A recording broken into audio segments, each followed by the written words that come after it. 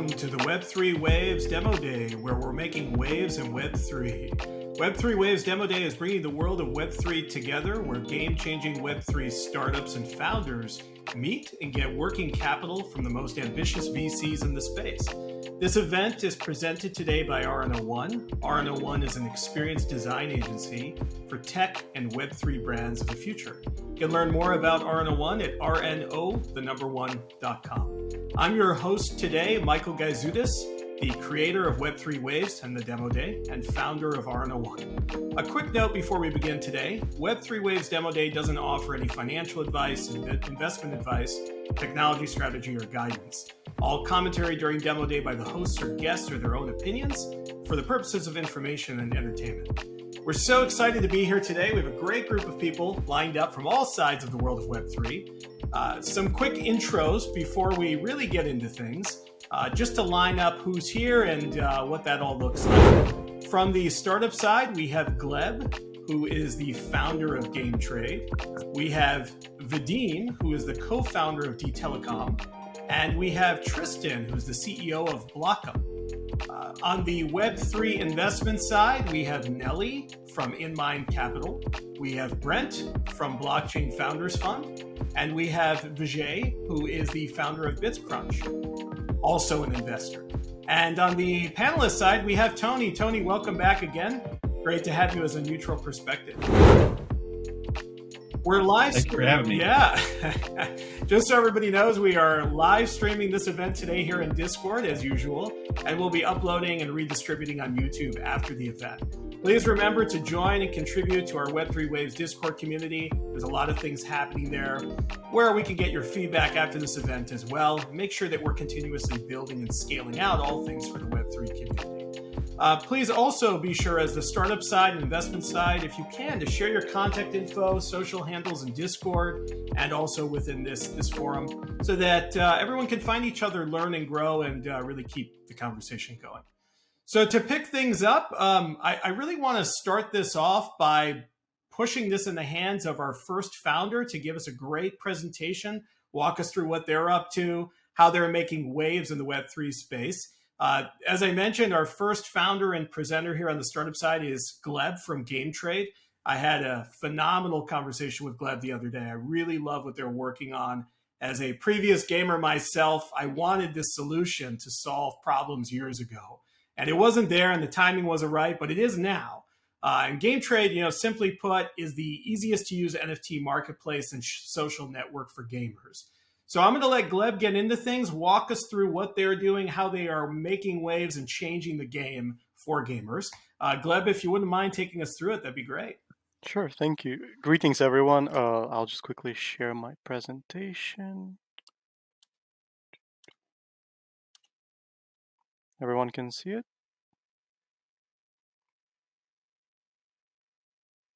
Yeah, yes. Perfect. Let me just check if everything is working. All right, good. So greetings, everyone. My name is Gleb, and I'm the founder and the presenter of my company, Gametrade, today. And I would like to tell you more about my business and passion project as well. So just a little background story. From like a very young age, I was kind of observing how, I would say, digital worlds influence us, and, observing people, spend large amounts of time and, resources, money on virtual worlds, and I was fascinated about it. And for me, I always understood that gaming was like a key sphere of such influence. And I guess probably since I ever got my first computer, I was passionate about game economies and, always wanted to learn more, interact with them. And I guess Gametrade itself is I would say, for me personally, it would be a long-term solution and vision of how you can improve digital trading and ownership for games and their game economies using blockchain technology. So quickly that's me. And here's our team. We're all Swiss-based. We pretty much have, I would say, experts in the field of gaming and also development of decentralized software. This is some of our business and team advantages. So I would say we have a really good execution culture. We started the product already 14 months ago. The product itself was released for more than 7 months. post MVP stage. We have a very powerful CFO. The team, we worked before on different, I would say, startups, and we have a lot of like enthusiasts in NFT and esports and gaming. And again, our motivation is kind of self-explained. We believe in our product, and we are currently self-funded, and we already invested over $850,000 of our own funds to develop and I guess showcase the project to the Web3 industry and the rest of the gaming industry as well. So why are we doing it now? I would say the primary goal is when we started looking into Web3, we understood that it's a very small industry and there's not enough of sustainable growth and scalability, especially for the gaming side of things. So we realized that we need to be looking into Web2 industry and providing a very simple and easy to use casual solution for gamers and providing them with actual like value and examples of how the NFTs in Web3 can be used, and also showing them that the Web3 industry is not just a bunch of scam and crypto games, quick money, 10x, 100x, and then dip and everybody leaves and you have no money left. That's why our target consumers and customers would say is a casual kind of like geek gamer, comes back from work, plays games, etc. It's not someone special from Web3 industry who spends like thousands of dollars on games. I would say it's just a normal gamer who regularly spends a certain amount of money on both like games themselves and the in-game assets. Big problem, I would say, is, as I already mentioned, is the scam and I guess the reputation of the Web3 industry. Because Web3 and Web3 gaming is a very young industry, there's a lot of like malicious activity, which is highlighted like on YouTube, Twitter, and distributed all around. The majority of, I would say, Western gamers in specific, have a very negative perspective on crypto gaming and Web3 gaming as a whole. And this is why Web3 space and Web3 gaming space in particular is very fragmented from the rest. And it makes it a very difficult task to mass adopt this technology into the Web2 mainstream gaming. But we also have a solution for that. It's quite simple. You just gain attention by providing a very quality and replayable games onto one platform where you can search, play, and trade in-game items with complete ease. And that's what we're doing pretty much. We're tackling this kind of solution. This is, some of the wants and needs for the casual Web3, Web2 gamers, I would say. And currently, as a company, we're already tackling all of them.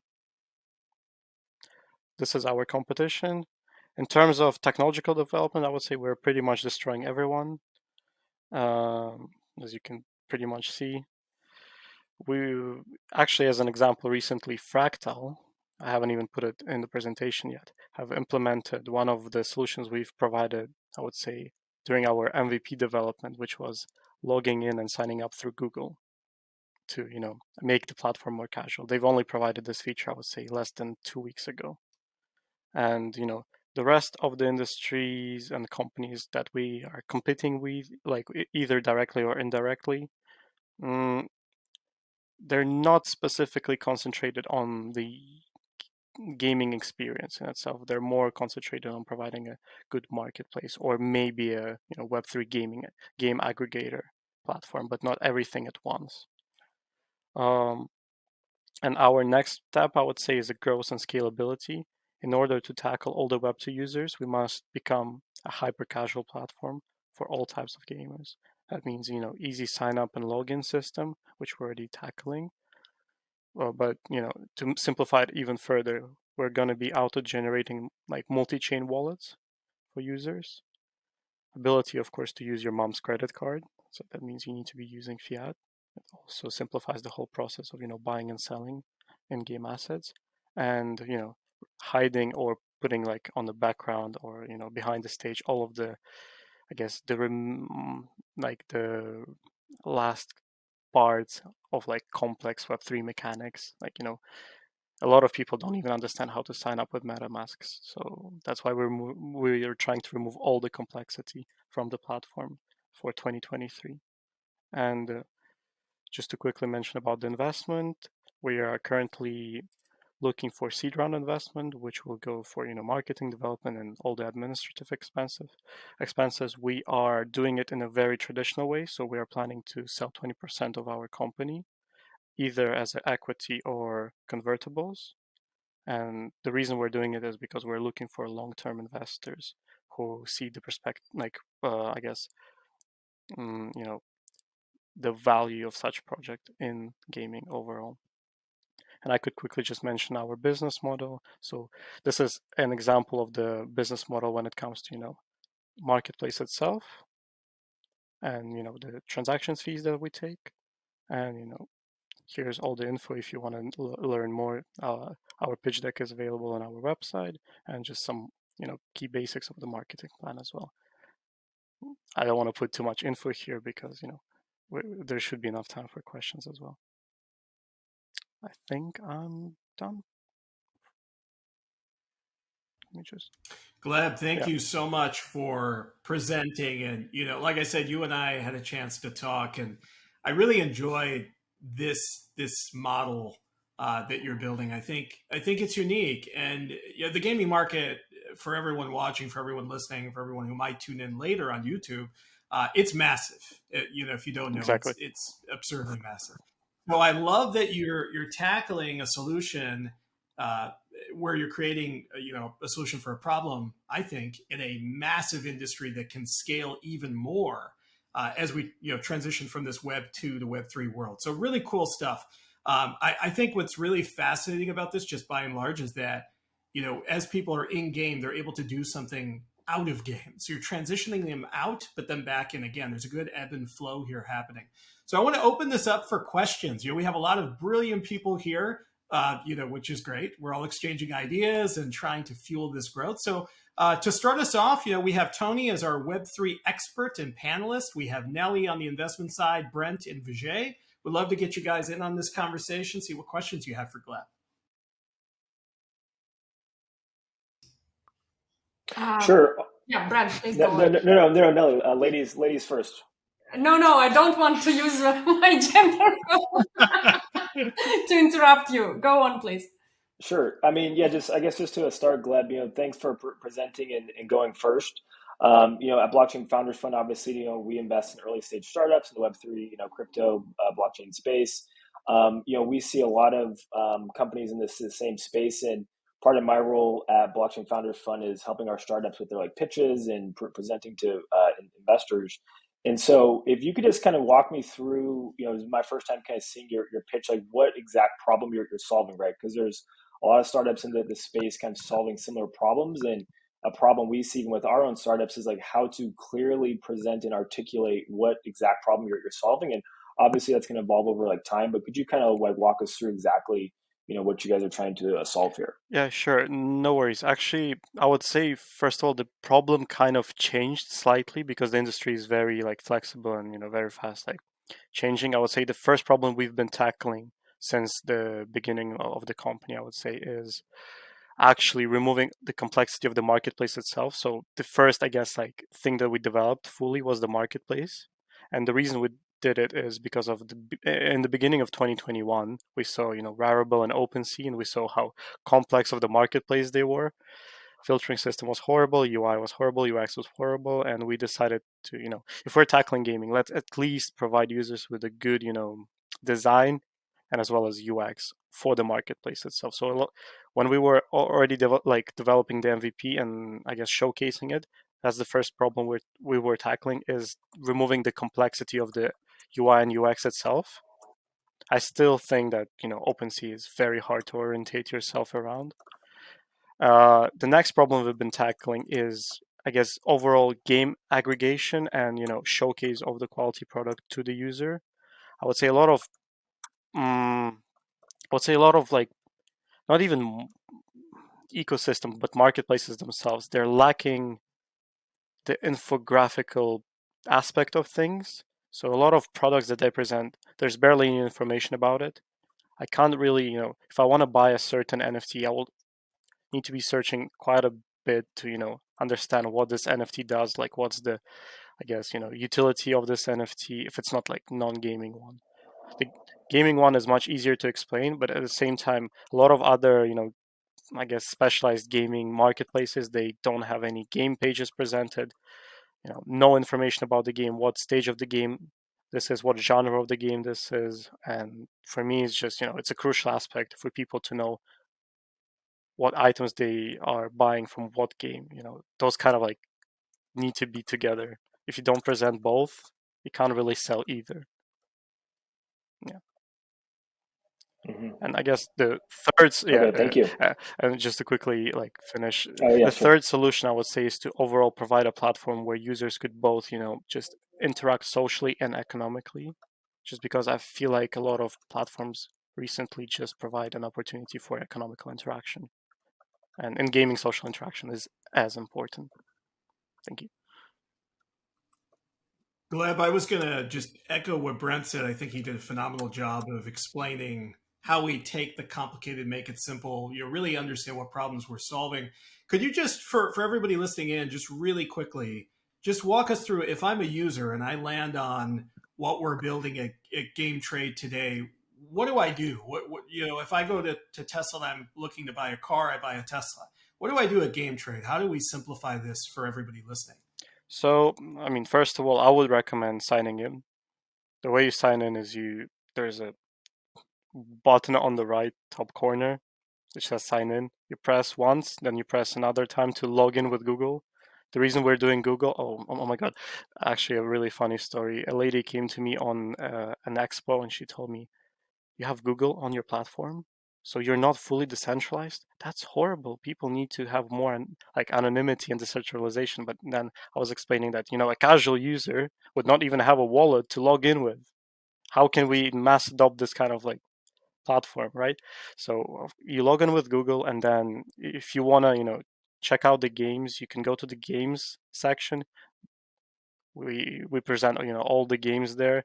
You can filter them by genre, by any category that you want. If you play on an iOS device and you like, I don't know, battle royale games, you could filter it out by those categories. You found the games that you need. Then you click on the game.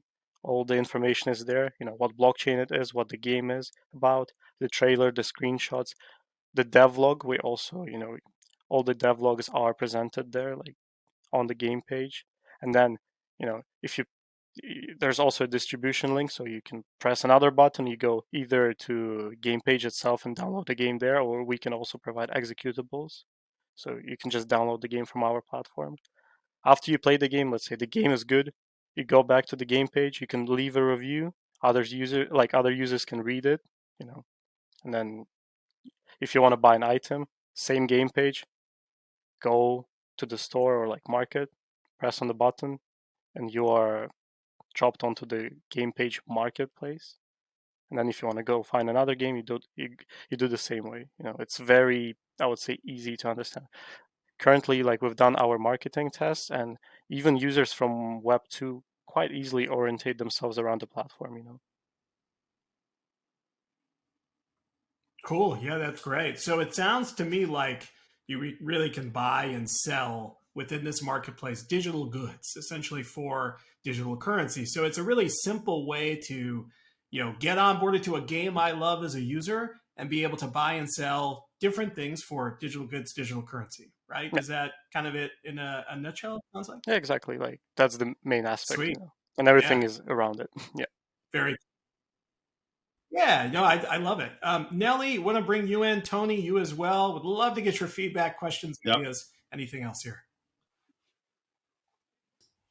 Yeah, thanks a lot. And thank you, Gleb. That's impressive that you are at 21 building such a cool project. At 21, I did nothing useful. I was completely useless. So that's impressive that the new generation is better than us. I have so many questions, but let's start from the end. What traction do you have so far? As you described it, you already have a working platform. You already have some user base. How does it look like right now? I would say, so we tackled, the main issue of development. We've tackled it in the majority. The platform is developed. Right now we're focusing on marketing and slow user acquisition. Even though it's a bear market, it's a challenge for us, but we have very, I guess, creative team when it comes to ways of attracting and interacting with users. Currently, I would say we are still warming up our social media. So we've been growing numbers on Twitter. I would say in the last month, we reached 6 or 7K on Twitter. And right now we're just testing, we're bringing people either from Twitter or from other space to interact on the platform, for them to try trading, to try to log in their accounts. And we are kind of looking what are the main issues, are users finding the right buttons to log in? Are users finding everything to, buy an item, to sell an item? We're kind of testing those features. We're just seeing how users interact with the platform currently.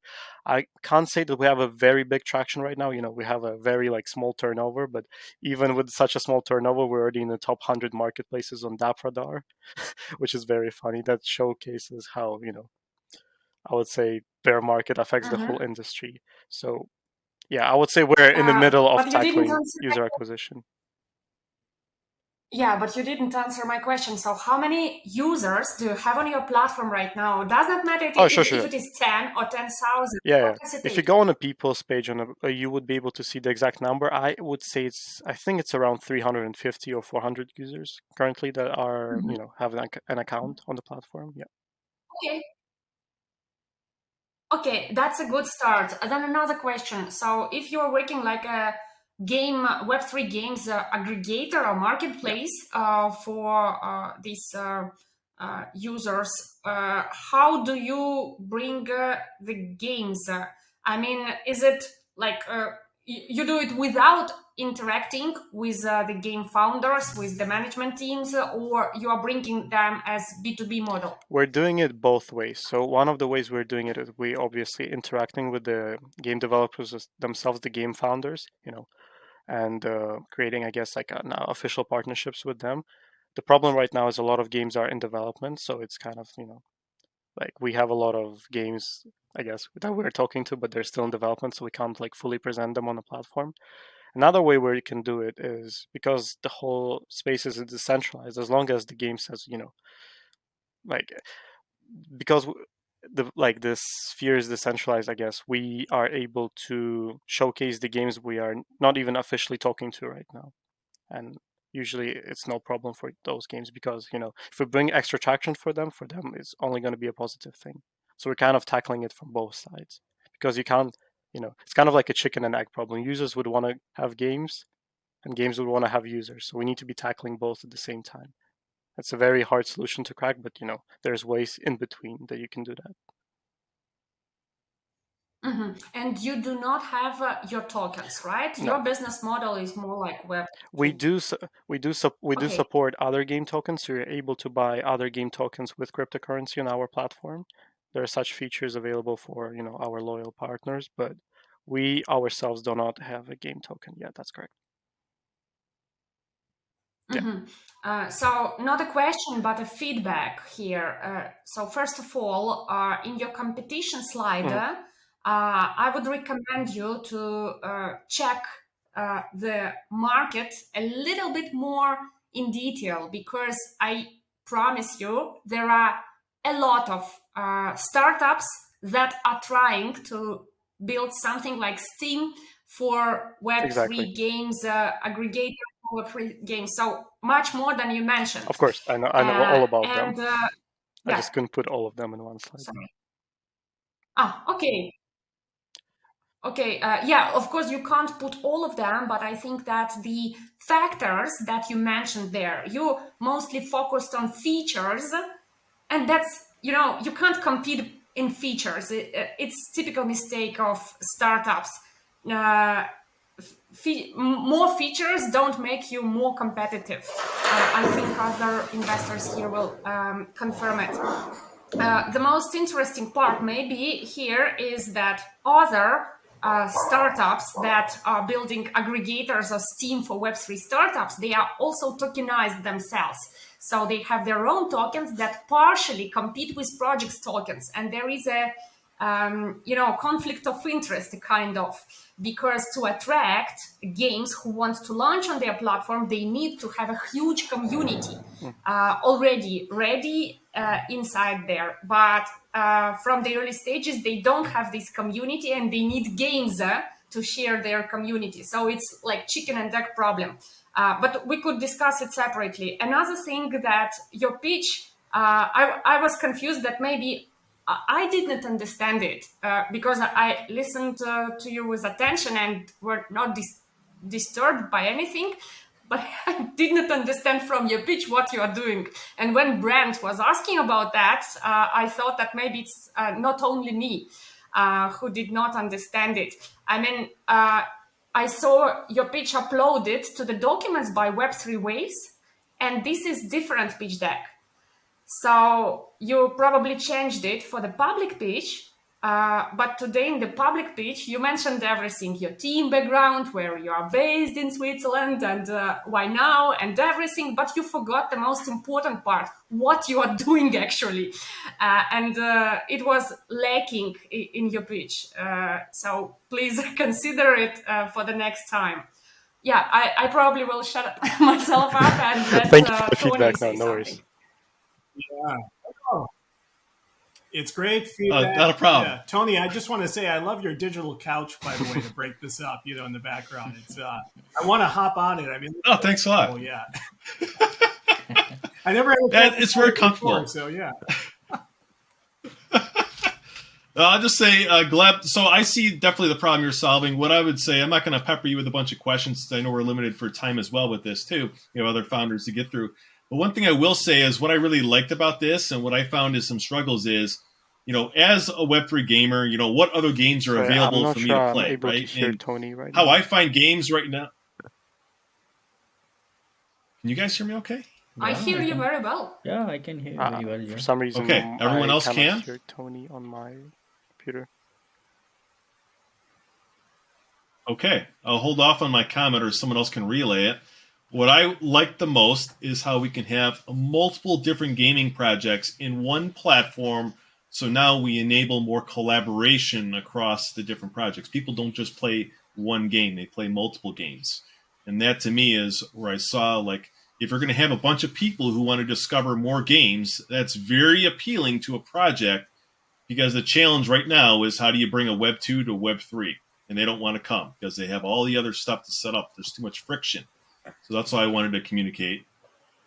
And thanks. Sorry you can't hear me. I don't know what's going on.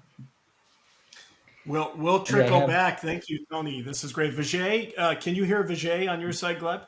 Yeah, I could hear Vishay. For some reason, I couldn't hear Tony Hi, at all. hi, Gleb. Oh, okay. Tony Yeah. seems to be isolated from the call for some Oh weird no, reasons. Tony. Okay. We'll get him back. Yeah, we'll So, get him back. so just like Nelly said, I mean, amazing that you are building this when you are 21. I mean, like Nelly, I was wondering what I was doing at 21. So good stuff there. But then on the other side, it's good that you don't have the token. Again, referring to what Nelly said, it's the chicken egg problem, and also there is another problem with the token model because you get into this wash trading Exactly. as well. Because what I see with marketplaces like Rarible or X2Y2 or Looks Rare, they had their native token, and just to grab those native tokens, people used to wash trade, flip NFTs back and forth. And that is, in fact, one of the major issues I that we are think solving at Vijay Bitstream. disappeared. Yeah, I think we lost And him. Yeah, you he's need to come up with available. a unique Yeah. selling Vijay, can you Yeah. speak again? Are you still propositions here? as well, right? I There he mean, goes. let's Yep. say if Yeah. you need to bring more trust and transparency into the marketplace, you need to find ways to do that. That is one thing. Mm. But yeah, overall, you have to groom it well. It's a good start, definitely a good start. You have a few hundred users, which is a great start. But then what, like Tony said, you need to have a USP, unique selling proposition, which can make people stick to your marketplace and not move towards let's say other marketplaces, because there are already a plethora of options. There is OpenSea, Rarible, Magic Eden, and plenty of them, right? So just find ways to make it Yeah, I heard unique, you about so that you transparency, and can we hear Vijay? yeah. Or I think we lost him again. Oh, okay. It's frozen for me. For me as well. Yeah, I think he'll hopefully make his way back in a moment. Okay. But I think okay. I heard most of what he said. Yeah, about transparency. That's one of the things we'll be doing. We'll provide all the I guess things we need to be doing. In order to show like the transparency, and so the platform has no wash trading, etc. All the users are gained organically. All the games are quality games. They're not trying to scheme people into doing some strange activity. Everything, especially when it comes to like regulations, we're also preparing for a regulated market. I would say that, and in that sense, we're quite ready for being transparent and legitimate in that sense. Yeah. Good. Best wishes. That's brilliant. Thanks. Thank you, Gleb, for sharing everything. Thank you all for coming to the table with comments and questions. I know Vijay got frozen. Tony, we couldn't hear you, but your couch is great. You all are wonderful, and that's what matters. So, Gleb, fantastic job presenting. I think you are on the path to greatness. You are a Web3 wave maker.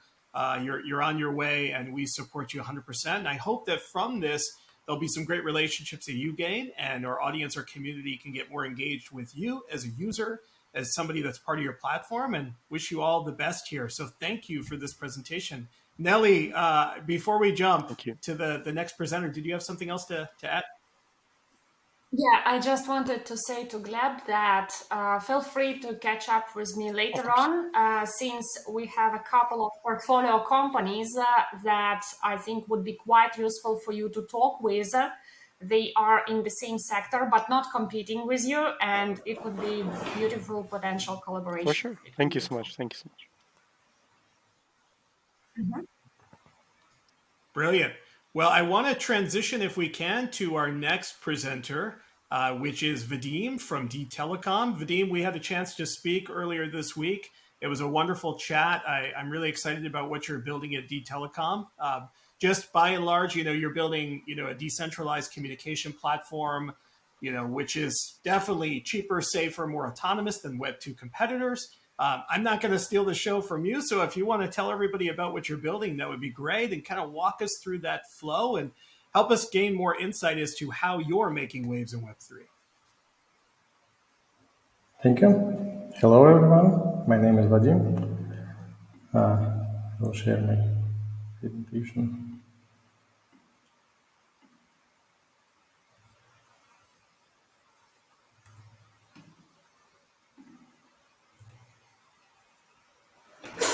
I'm co-founder of dTelecom. We are building a decentralized communications platform as a service.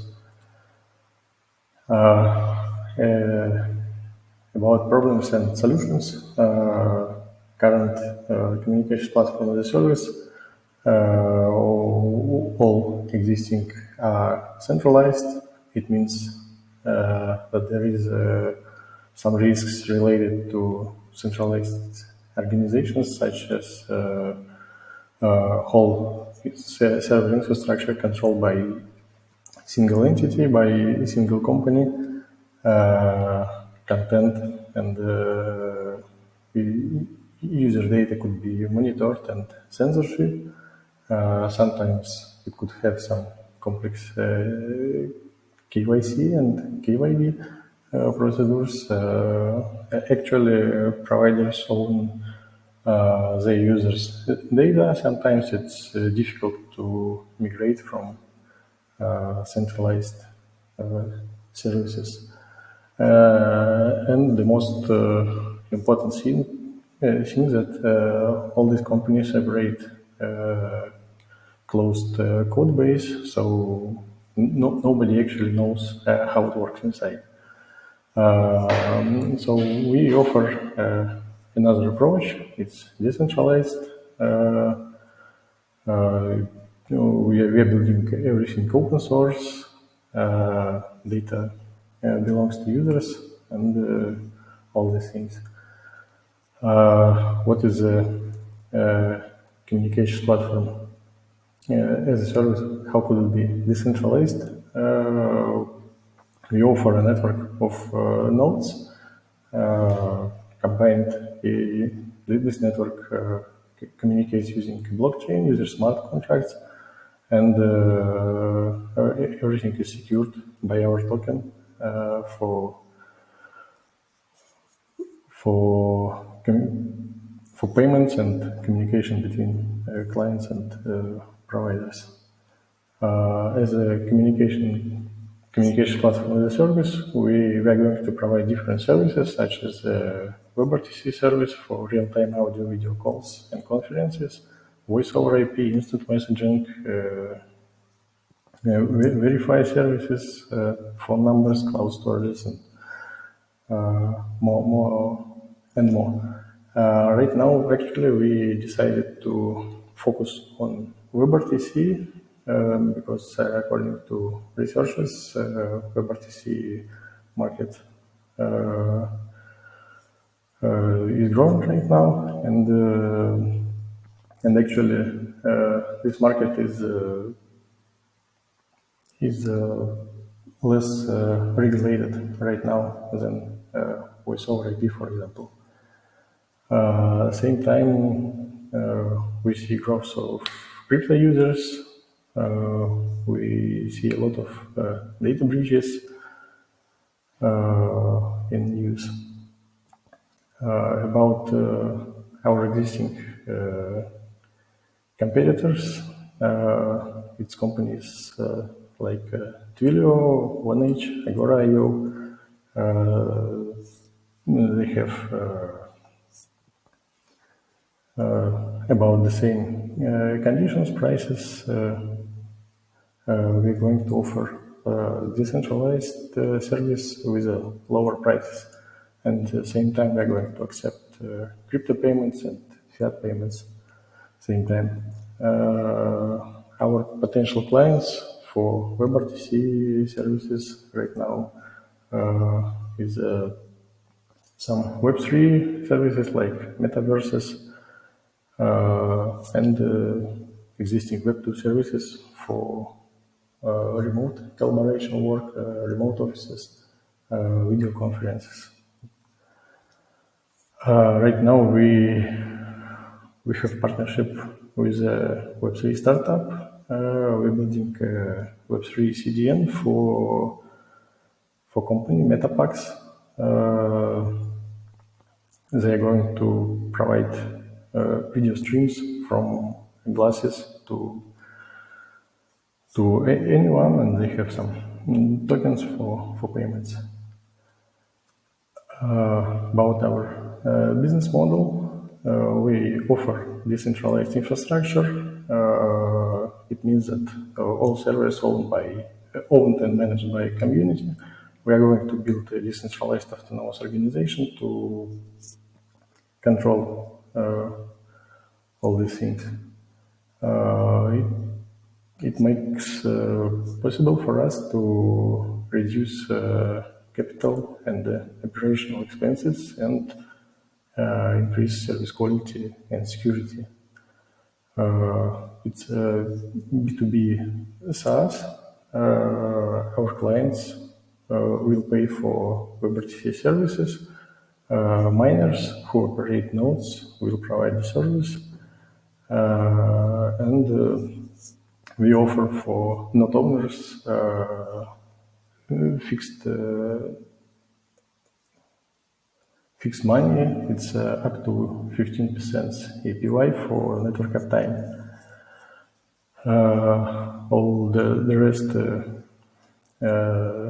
income we are going to share between decentralized autonomous organization wallet for development and for marketing, and 10% up to 10% for burn our token. So we are going to have a deflationary model. have different go-to-market strategy. We are developers by providing better SDKs, by participating in conferences. Same time, we are going to build a community of our miners who will operate nodes.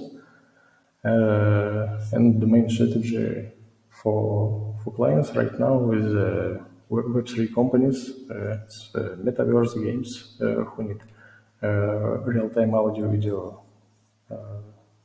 conferences.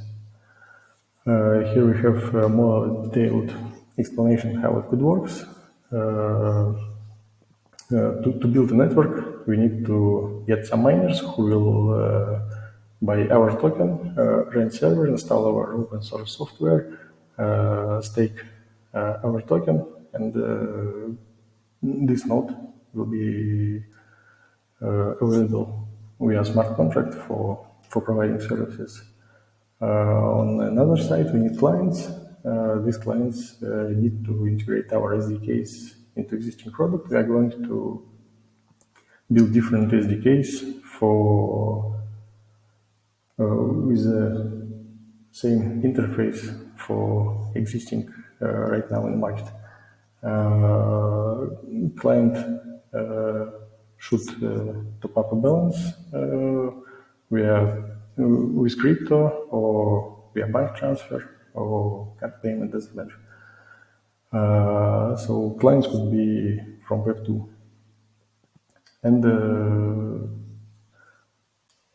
this is how the whole conference worked. I can explain it later. When conference ended, we calculate how much minutes it was and transfer from client balance amount to common wallet. Then we distribute revenue between miners to provide 15% API for staking and leave some amount for development. We have working prototype. It's like a MVP. It's like a client application for video conferences, which is using our infrastructure. Currently, all nodes operated by ourselves.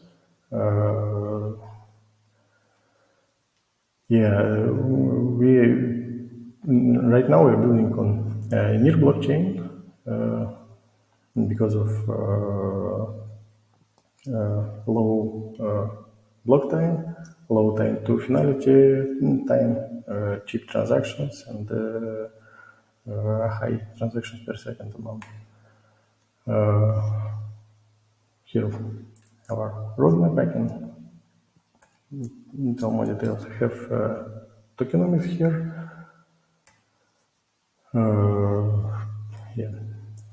Right now we have a pre-seed round. We are looking for 400,000 for 4% of tokens. We have 6 people in team right now. We are working. Actually, we are bootstrapping right now and trying to raise some money.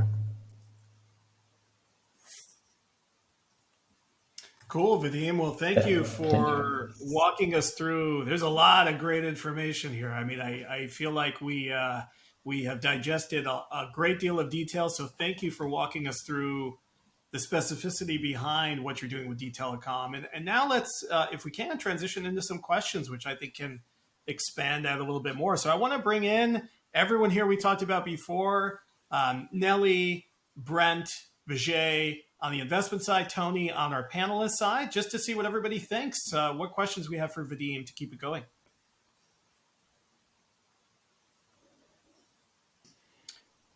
Can you hear me all right? Yes, Tony, I can. Okay, cool. I just want to make sure.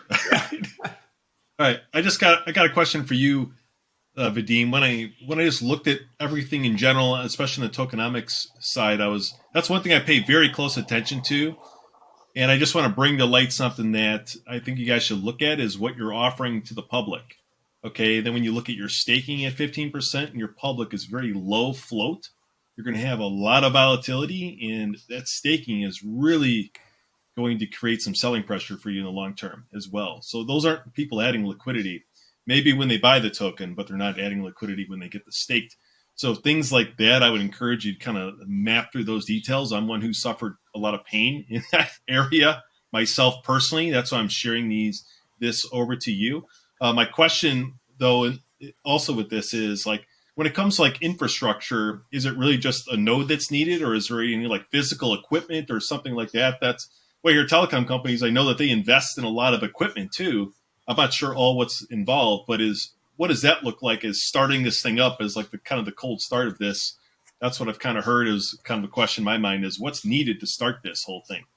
Yeah. Is it just computer servers, or is it real like actual metal that we're putting in place here? Thank you. Actually, this is a model like Helium has, but we do not require some special hardware. We require only servers, so you can rent dedicated server from any company. You can install your own for collocation.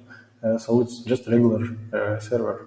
All what we need enough CPU, memory, and good channel for bandwidth. You need only server, and you need to stake our token for getting rewards. It's like I don't know, staking Ethereum for validator node, but Ethereum offers 3-4%. I know Near offer 10% for running validator nodes, but we are going to offer 15. We think it's not so bad. Just be careful with that. Just trust me. Yeah, okay, yeah, so, I understand. Look that over very carefully. Do all the math. Okay, so with what you're just describing, because Helium, everyone who's bought those miners, all of them are down. So I wouldn't bring that up as your examples. You know what I mean? So I don't bring those up. Yeah. But I'm just encouraging you, look at that 15%. I've had the same mindset before, and it was painful. So I'm just... Yeah, we made some calculation. Okay. We think that it should be enough about our token for $15,000 for start. So we should earn from clients enough money to distribute between all nodes. And if you will not be able to do that, we are offering up to 15. So we will earn lower, and it will make some miners away, and we still will be able to distribute up to 15. Of course, it could be a problem. That's why we are going to build the DAO to negotiate all these things in the future. Thank you. Okay, cool. Yeah, thank you. I'll stop hitting you with some questions on that. I'll let other people chime in. Nelly, Brent, Vijay, any additional questions from you guys? Yeah, Vadim, thanks for presenting, and I can definitely see a lot of the use cases of what you're building. Can you shed a little more light on your current raise? Because you mentioned you're raising 100K, but then your deck says 400K, and then how much have you guys raised so far, and how is your current round kind of coming together? Actually, we haven't raised, so we just trying. We built MVP for hackathon. Results will be in the middle of this month, 15th of December. We applied to Crypto Startup School from Andreessen and Horowitz. We are talking with different people, but we are still bootstrapping and spending our money. Mm-hmm. Okay, and then you're raising 400K, or you're raising 100K? 400. 400. Okay. Okay. Yeah. Thank you. Thank you. Yeah, Vadim, great presentation. love this kind of projects. My question is, since you have kind of B2B model and you mentioned you have already one client, the startup in your pitch deck, how many clients do you need to reach the critical mass when you will start generating profits?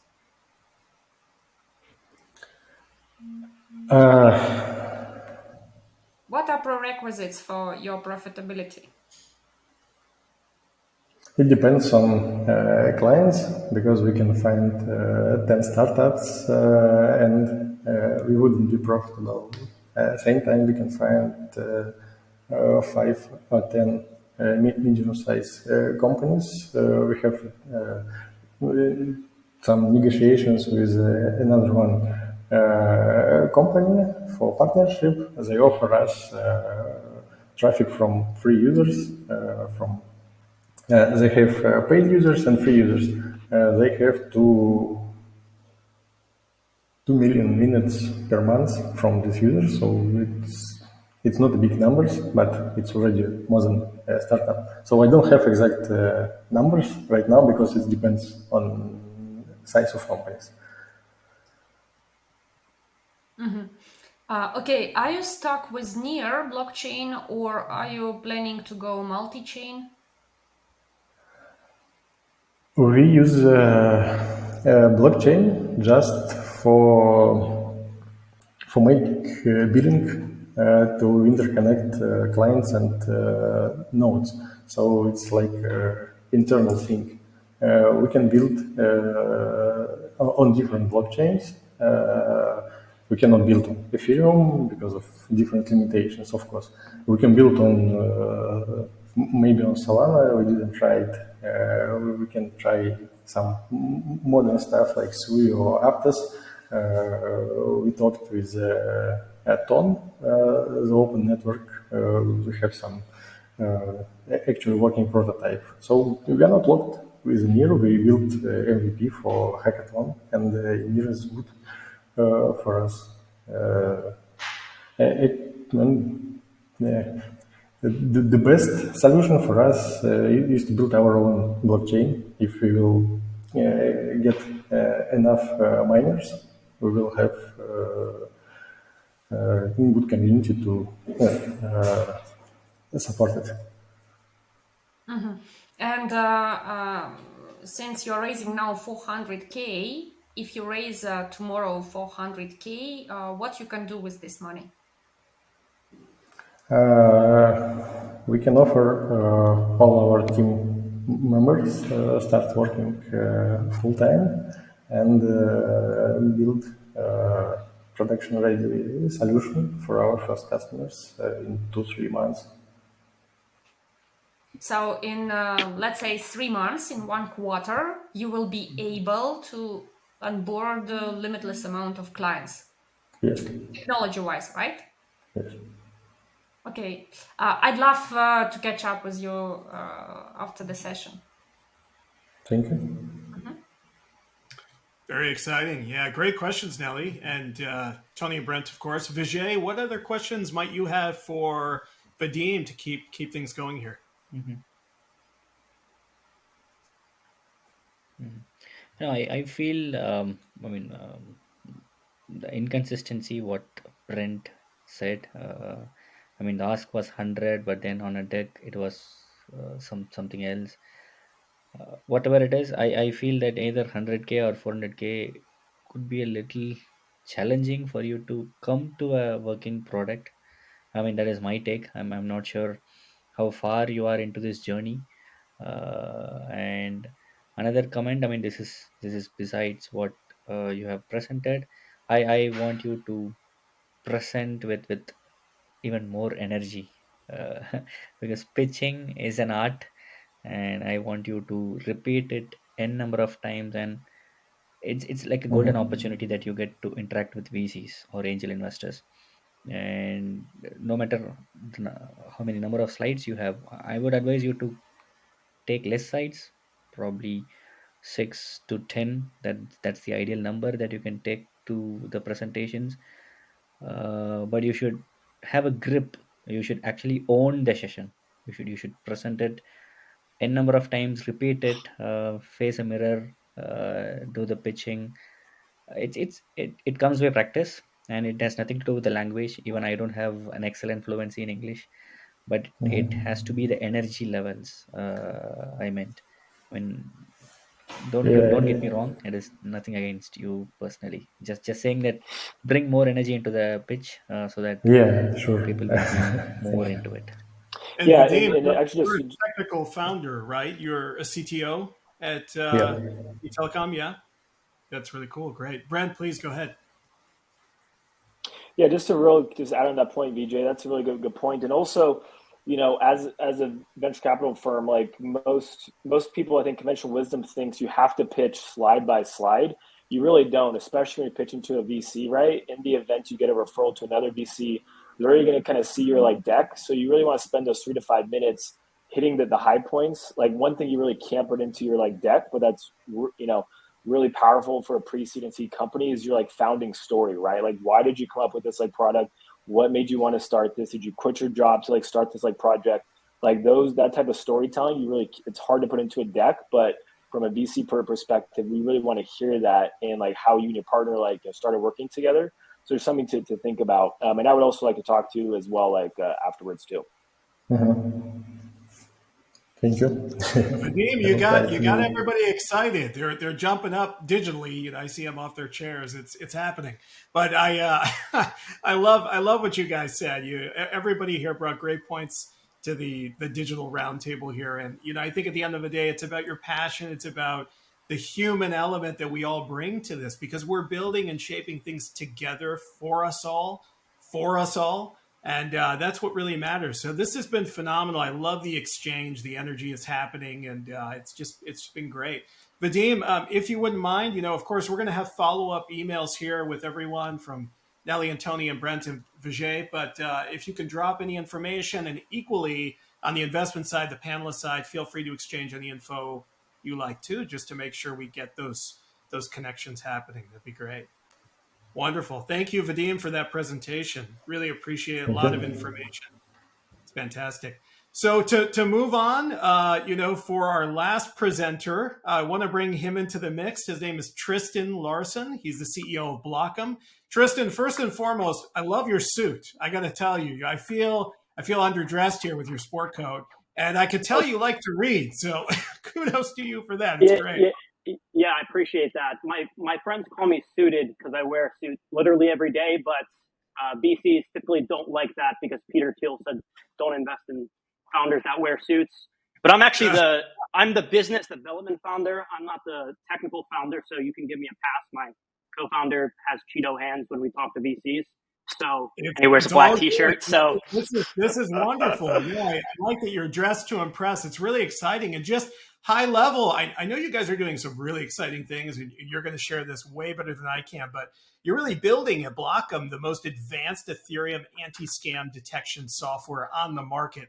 Bold claim, really exciting. You guys are making waves in Web3. So please, Tristan, bring on the energy and walk us through it if you can. Yeah, I absolutely will. Just to verify, you can see this, correct? Because I can't see anyone. I can just see my slides. Is that right? Yes, I think we all see awesome. it. Fantastic. Awesome. Yeah. Maybe you can, so yeah. You want to say something? Good.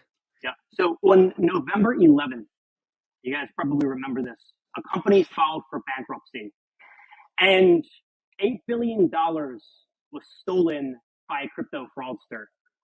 Meanwhile, Nature published an article in April about how cancer researchers are using blockchain technology to share data about cancer patients and make their AI better.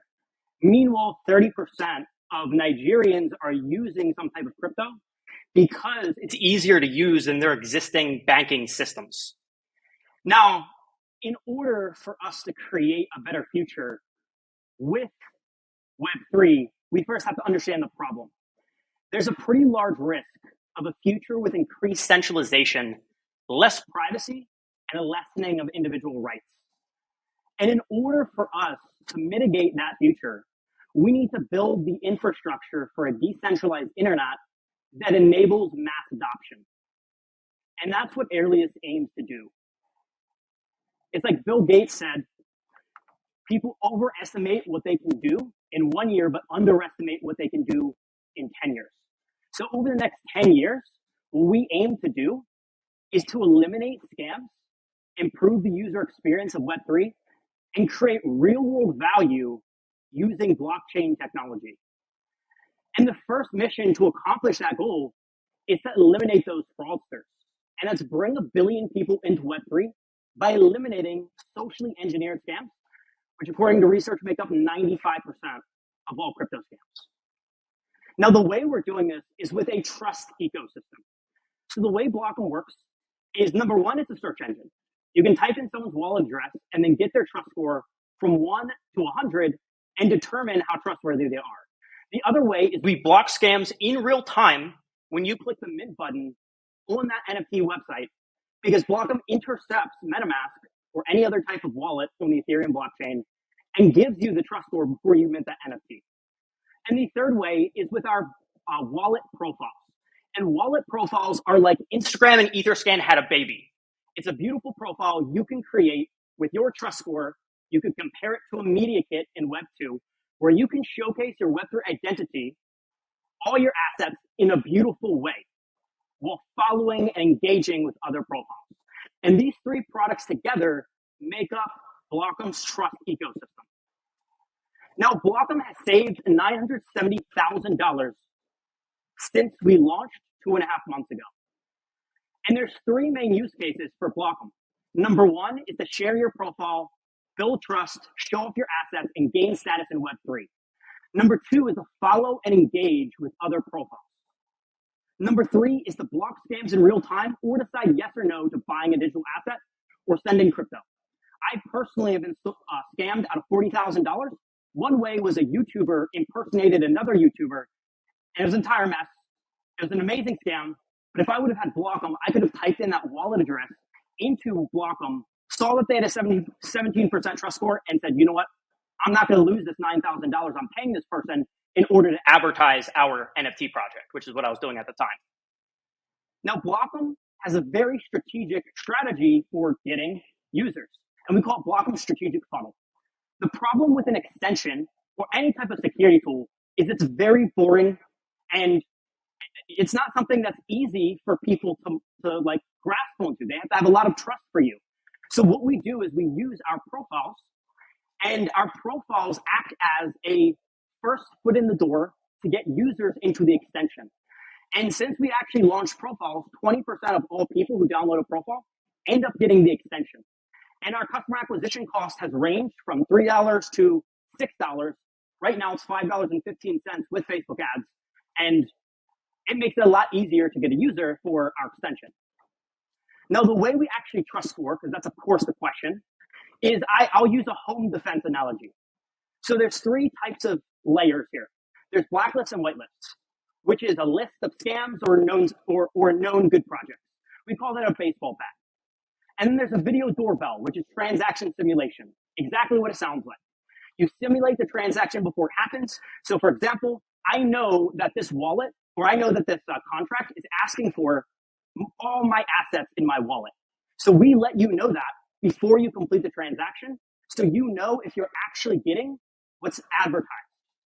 And the third piece is Blockem's artificial intelligence, which is like a security camera with real-time person recognition. We fed 1.5 terabytes of Ethereum data. We fed that to our AI, and it learned the difference between a good guy and a bad guy. And all of these layers together make Blockem the most advanced socially engineered scam security detection by far in the Web3 space. And we have three main competitors, and there's others, but these are the three main ones. Hockey Universe just uses simulation. TrustCheck has like this fake AI where basically it's a blacklist and a whitelist. And WalletGuard, they just almost solve no scams. So Blockem basically combines all three of these, but then it's times like 3 or 4 because our AI has a massive data advantage at this point. Now, as far as our monetization, recently we landed a partnership with Mises browser, the Web3 browser with 300,000 users. And they integrated Blockem into their browser to protect their users from scams in real time. That is 300,000 users we've added to Blockem, and they're paying us to get this user base on their platform. So the way the monetization works is, depending upon the amount of transaction volume per second, we charge anywhere from 400 on the very small side if they're very tiny, not a lot of transactions. 1,000 is kind of the middle. And then on the high side, at this point, we actually customize it to our potential clients because we have some clients that are big, like Mises browser, where we have to customize it to them. Otherwise, it's too expensive for us. So the other B2B monetization strategy, which actually these two feed in together, is advertising on our profiles. And because we're already landing these big fintechs that are licensing our API, we can sweeten the offer that we're giving them and make it even better by saying, hey, we can also advertise you on our profiles, and this could be part of the deal to further differentiate us from competition. And the way they're using the API is to secure their platform. One example is we have this insurance company called Insurify. Insurify actually uses Blockem to basically decide whether or not they should insure someone. The way that Mises browser is using it is it's built into the search engine. Whenever someone's doing a transaction, they're getting a trust score. We're also on NFT Calendar, and NFT Calendar uses us to audit every project before they list on their platform to make so their users aren't buying from scam NFT projects. And then we have a B2C monetization strategy, which is when someone downloads the extension, we charge 0.5% of each transaction we've saved from getting scammed, which at this point is about $1 million that we've saved. And then eventually we'll also have a premium subscription model where we have more advanced security tools and some other cool stuff like that. Now, as far as our team, we have a pretty big team. We took every person who worked on my co-founder Alexa's blockchain development agency, and we took them all and put them on Blockem. We went all in. We have great team members on a business development side, like Giannina, who worked at Facebook as a enterprise sales manager. She's actually the one who landed the deal with Mises. We have Garrett, who's the CSO. He's been in the security industry for like 15 years. He worked at Coinbase as a manager at Coinbase. And then we have amazing developers like Boro, who has a PhD, and just overall amazing team. I call them discount geniuses because most of our team's in Serbia. So our average cost is actually like 1/5 what it is for companies who develop in Silicon Valley. And as far as my backgrounds, I took orderingads.com to $16 million a year ARR by age 22. I've spent over $3 million on Facebook advertising. I sold out an NFT project that did over $1 million in sales in 3 months, which we actually use as kind of a bouncing pad to build this company. And obviously reinvested anything that was our profit. I read 15 books a month recommended by billionaires, and I have a 1,300 to 1,400 elo on chess.com. Alexa has 7 years of AI R&D, 10 years of software industry. He grew his own development agency to 12 clients. He has patents on AI that's in Walmart, and he's actually the youngest member of Mensa Serbia. And a secret for you, his IQ is 170. Now, as far as our distribution, I already told you one, which is our partnerships with companies like Mises. We have cross promotions with Web3 communities. At this point, we have 117 since I last made the slide. And those NFT projects embed us inside their community. We do Twitter spaces like every single week. We were on a Twitter space with a guy named Titan, who is like the biggest Twitter space in Web3 for the NFT world. Our Facebook ad customer acquisition cost ranges from $3 to $6. And then network effects from project profiles. So this is the really beautiful thing, really strategic thing. Security tools have terrible network effects. It doesn't get better except for the data you're feeding the AI as you get more users. But you know what does get better? Social media platforms. So as more users join Blockem profiles, it gets better. And we've created incentives for users to refer other users. So we've actually built network effects into a product that traditionally doesn't have network effects, which is incredibly powerful because that's how you get virality for a software project. Now, as far as our traction, we execute pretty quickly. We did $1 million in sales with an NFT project from October to March. We got our first investor in April. We launched our extension in September. We have 1,500 users on the non-integration side. On the integration side, like the Mises browser, if you include that, we have close to like 400,000 total users. Now, as far as our fundraising, we've raised 600K from angels. We're looking for 3 million out of 15 million post-money valuation, which is not bad for 400,000 users. And with this money, we're going to scale across blockchains. We're going to build our business development team, and we're going to accelerate our speed in taking monopoly. And thank you. Tristan, well done. There's a saying, "Rock'em sock'em." I feel like it's "Rock'em block'em" over here. You know, you're taking it over. This is phenomenal. Level of detail is fantastic. You went through the motions. You took us through your process, your problems, the solutions. I love what you're doing. You're monetizing. You got the network effect, the virality, and you have a great suit. So on top of it all, it's just icing on the cake. So. Let's transition here. I want to get some other questions, feedback, comments from Tony, Nelly, Brent, and Vijay. Please, guys, would love to open this up to you. I'd just like to say something before the VCs here. So, Tristan, you're solving a very important problem. When I was running my project, you wouldn't believe how many people would message me and say that they got scammed. There was people that would build literally fake websites that literally they put good design into. It really looked so real that claim your free airdrop here, and then everybody's just getting their wallet eliminated. In fact, a close friend of mine, when he first found out I was into crypto, we started talking, he said, I was just taken for $5,000. It's like it happens all the time. And the more people I've met, the more horror stories I've heard. So this is such a large problem to be solved. So I just wanted to say kudos to you, because I see even project owners, like if you would come to me and say, hey, do you want this for your investment? Yes, I do, because it's so hard to combat scams. And we go through such lengths, even naming our names on Telegram. We'll not DM you first. We'll not ask for money. That's the extent that we have to go through because of these scammers. So you're doing a great job. I see a ton of value for this, and I see a bright future for you guys too. Very impressive team, by the way, as well. Thank you, Tony.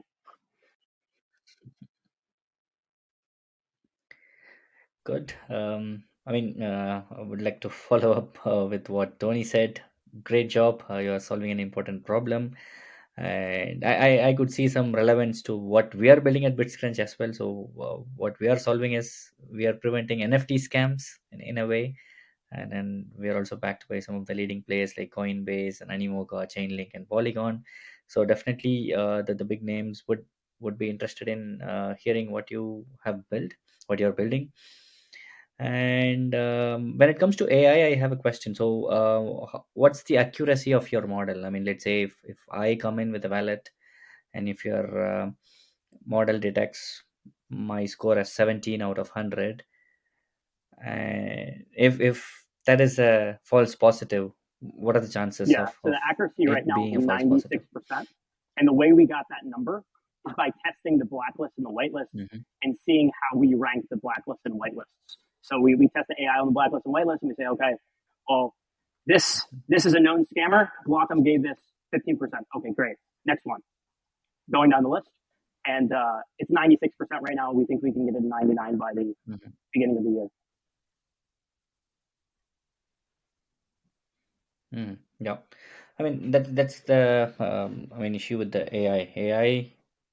Everybody welcomes AI, but at the same time, AI 95, 96 is still not the nicest figure, but you are already getting there. Getting close to 99 is what is really good for the project and for the long run, I would say. And reach out to the big names like what you said, MetaMask. Talk to other big wallets, Phantom. Not Phantom, but Trust Wallet and other big names in the market. See if you can integrate that to their wallets. Because we are doing the same. Bitscrunch is also working closely with Mastercard. For instance, you have potential opportunities to work with Mastercard. We are working closely with Consensus now. We are integrating what we do is similar. We do an NFT scoring. It's like I come from Germany, or like I live in Germany. I come from India originally, but we call it a Shufa score here. It's around 11:20 in the evening here. I'm sitting in late evening. But yeah, so we do a similar stuff here with Shufa score or credit score for NFTs and traders, and you're doing it for the broader crypto space, which is actually a lot better because your total addressable market is much huge. I mean, much better or much bigger than what we are solving. So kudos to the entire team. Maybe you can drop me a text on Twitter Yeah, or no LinkedIn. problem. Maybe Thanks we for can that. catch up later. Just use the technology. Make sure it's not a scam. As you exchange, right? No, I love it. Nelly, Brent, please. Any additional questions, comments, feedback? Sure. Yeah, Tristan, as far as your speaking skills, your presentation skills, on my side, you did a very good job. You're very clear on your presentation. Couple of things as far as feedback, then just a couple quick questions. In the beginning, definitely, good job on what you've raised so far, but definitely clean up kind of your first couple of slides. Like in the beginning, I was a little confused on some of your kind of wording was like vague on like these solutions you're trying to like solve, and you're trying to solve 3 different things over 10 years. Just focus it on like trying to get rid of scams, right? You could just have one line, because that is obviously a massive problem in the space. I'm a CoffeeZilla fan. I don't know if you guys have heard of him. He's pretty big YouTube following on catching scams, and so definitely reach out to him at some point for to have a partnership there, because obviously there's a ton of scams in this like space. So you're solving like a real problem. The prior firm I came from, we invested in a lot of AI companies, and I think that the challenge with using AI, and I'm sure you guys are going to start to like see this as you progress, is what it's really all about is getting the like training models, right? Like getting partnerships with companies, you get access to their like data points, then integrating your AI to like use to train up those models, and whoever can essentially get those partnerships early on ultimately wins. So I think on my side, I'd like to hear from like how.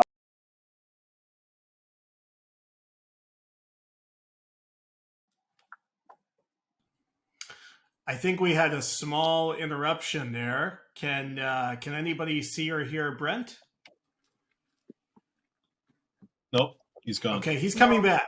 He's coming back. I got have the a good answer. feeling. All right, he's back. Oh man, yeah. I was like, I'm not sure what happened there, but I'm not sure what you cut towards the end. But really, my question was just like, what's your kind of strategy to get these bigger partnerships to get more users and transactions through your AI? Yeah, great question. So we actually have 2 sides of things. We've been landing anywhere from 6 to 1 partnership a day with NFT communities consistently, because we already had that network. And because there's nodes within that network, we can leverage each partnership we get, and we can say, hey, just partnered with this project. And then we can use that as a bouncing pad to more partnerships. So we've collected a lot of data. Actually, that's one of our biggest advantage from an NFT side of things, is because we've landed like over 116 partnerships with NFT communities. One thing we do when we land that partnership is we ask them what scams have happened within their community, and we start to collect data from them. So that's one side of things. The other side of things is, I mean, the way we're landing, like Mize's browser, for example, is we have Gina, who did enterprise sales on Facebook. We have business development reps who are going on LinkedIn with messages that we've proven have worked. We're messaging them, and we're scheduling a lot of these conversations, and we're landing B2B deals from that strategy. And right now, we're actually scaling it up. We hired like 3 interns just recently who worked at university, who were working for free just off of commission on these deals that we closed. So we're starting to scale up our larger partnerships. And I mean, obviously, one value in VCs coming on board with what we're doing is you have those types of relationships that we can also leverage, because we're doing a lot of this brute force, working 12, 16-hour days to make this happen. But there's a lot of leverage we could get by landing the right partners on board and accelerate from that side of things. Okay, and then how much revenue have you generated to date? Yeah, so we have $7,000 under contract that we basically, a strategy is giving them a 30-day free trial that we're going to start receiving in January. Okay, thank you. Awesome. Nelly, additional questions or thoughts for Tristan? Maybe some of the books he's reading. I know he's reading a lot of great books. So, Well, yeah, it was the first thought when I So your office, if you've read all these books, really looks impressive. And maybe it's not even for you, Tristan, but for Vadim and Gleb. I don't see him here anymore. I'm here. Guys, that was from, as Brand said, and Vijay, from pitching skills, this was the best pitch for today. I mean, I'm not judging the project right now, right? But Tristan nailed it perfectly. And I think that since Web3 Waves have the recorded version available in YouTube and other channels, you should watch it again in order to learn and to get prepared with your pitches better. Tristan, amazing job. The project is the only kind of poor comment. There was a poor quality of audio sometimes. Maybe because of headphones or whatever, it was really hard to hear some things. And unfortunately, since I guess you are the project that joined last minute, there was no pitch deck in the Google Drive file. I didn't find it. The project is very interesting. I think that everyone here would love to catch up. At least me, for sure. I would love to talk to you privately, to go through it in details, to see if it can be a match for InMind Capital or for our partnering VCs. And of course, a lot of potential synergies with our portfolio companies. So yeah, continue doing what you are doing. Very good that you've also elaborated on traction a lot. Yeah. I have a question. You mentioned you have like $5.7 user acquisition cost. What do you mean by this? I mean, it's not a paying user, right? It's what kind of user it is? Yeah, first of all, thank you so much for the kind words. I really appreciate it. This is for someone creating a profile. So maybe.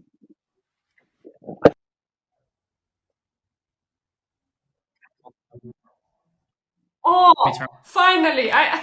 Please continue with our phones. Man, like Apple needs to get it together. Like we need decentralized. Google is the next Apple here. I'm telling you. Throw them away. Use Huawei.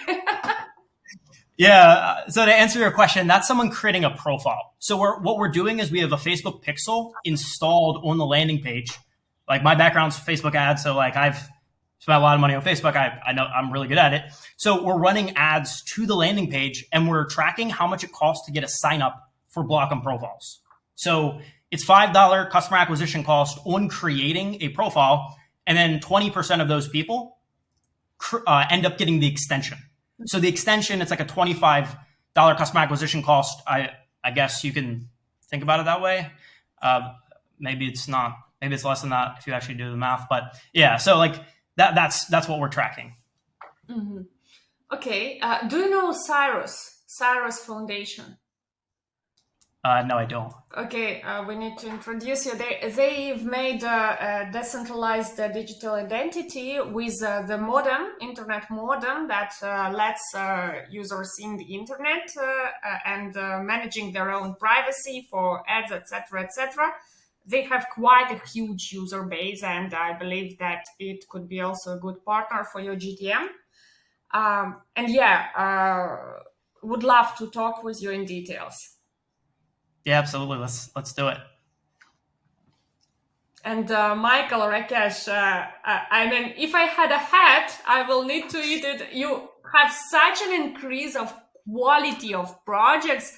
That's wonderful. Really impressive. Yeah. It's unprecedented. I really enjoyed the session today. The startups are amazing. I completely agree. I think everybody here who presented, phenomenal job, great projects, great substance. You're all brilliant, and as we say, you're all making waves of Web3. You're on the you're on the path to greatness. There's amazing things happening, and equally, I think, from Tony on our panel to Nelly, you of course, and Brent and Vijay, phenomenal insights, questions, feedback.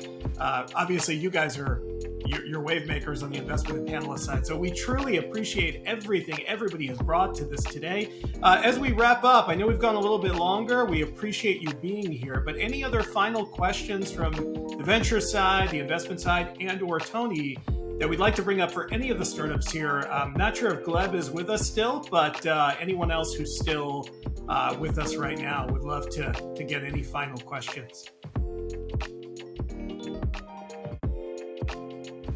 I think we're good. Excellent. Well, thank you guys again. This has been phenomenal.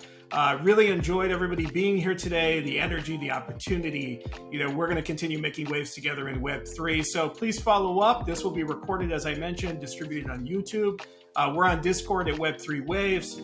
And of course, we'll look forward to seeing everybody into the future, tracking your success. Tristan seeing another great suit. And Tony, of course, hopefully someday landing on that couch to watch something. So appreciate everybody. Thank you again. And we'll all talk soon. Awesome. Thanks a lot, guys. YC will be Thanks, when guys. they see this demo day. Yes. Definitely, yeah. Thank you, Michael. Thank you. Yes. Bye. Thanks, everybody. Thank you. Thank Sure, you, guys. Bye. Excellent job. Bye.